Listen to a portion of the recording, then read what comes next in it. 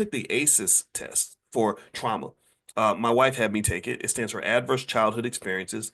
I was really high on the trauma scale. I did not know this, right? I didn't know. I just thought life was hard. I didn't know that my life was really hard. I just thought it's like, okay, it's tough. You got to have adversity. You got to fight through it, but you can't trust nobody because all these fools out here trying to hurt you, right? That's kind of, you know how it is. You have a tough upbringing, you just become a tough person, and you think that that's just normal. And I took the trauma test, and my trauma score was super high. And so I did the therapy and talked to my wife's a therapist. So I sleep with a therapist every day. So I get free therapy every day. That's pretty cool. And what I learned over time is something that I hope will help you is I learned, generally speaking, that the ability to control your emotions and keep your cool and keep a long-term perspective on things will literally help you in almost every single thing you do. It will help you in your physical health. It will help you in your mental health. It will help you in your relationships with other people. It will help you in your marriage. It will help you when it comes to money.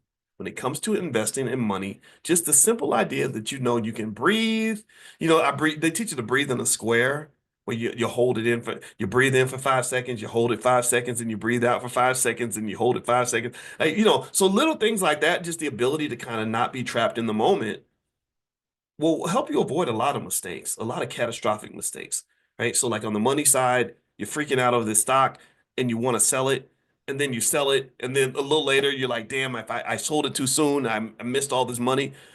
Or you have a relationship with someone that you really love, but they pissed you off and it disrespected you, insulted you, hurt your feelings really bad. So right there in the moment, you do something where later on you're like, she wasn't that bad.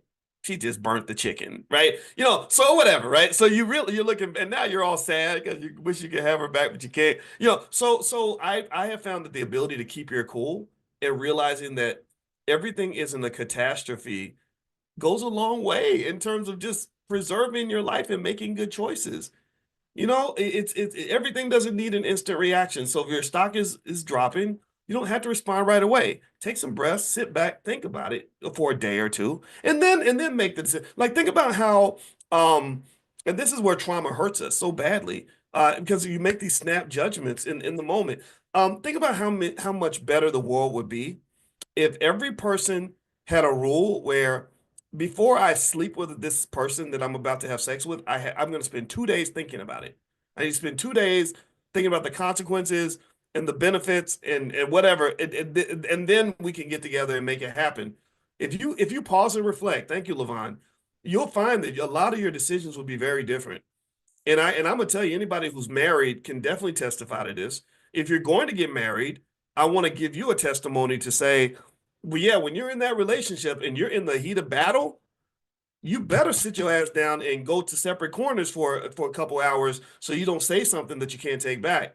That just those basic life skills are so essential for anybody that wants to be successful. So I hope I didn't sound preachy on this. This does circle back to the economics, and I hope that we understand this. But the way I look at this stuff is I want to look at it from a holistic standpoint because the goal is not just to have a wealthy bank account. The goal is to have a wealthy life.